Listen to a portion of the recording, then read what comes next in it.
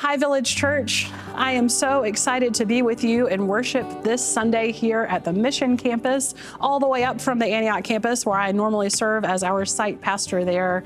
This Sunday, we will journey together in the Gospel of Luke, specifically Luke chapter 6. It's going to sound familiar to Matthew chapter 5. In Luke 6, we call it the Sermon on the Plain. In Matthew 5, we call it the Sermon on the Mount.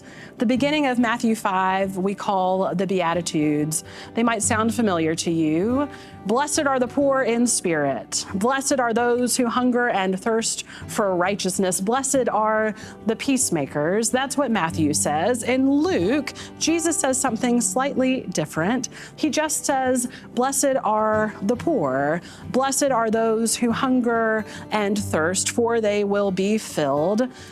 Luke does that really intentionally because Luke wants to draw our attention to the fact that for Jesus, at least in the Gospel of Luke, these blessings are meant to not just be about our own spirituality and spiritual needs and meeting the spiritual needs of others, but also the physical needs of others. We will also celebrate communion this week in worship at all of our campuses at all 4 of our services. Last week, Pastor Roger finished up a sermon series on Jesus before he was a fully grown adult. We talked about Jesus the baby, and then Jesus the boy, and then Jesus the adolescent.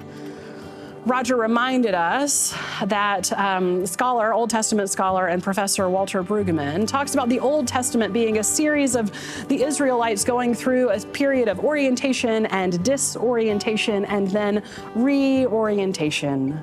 He encouraged us to think about the fact that right now, as many of us and all of us at different times in our lives are in seasons of disorientation, that we can be reoriented by remembering who we are and whose we are. And friends, the invitation for you this weekend is to come to the communion table, which is ultimately a table of reorientation.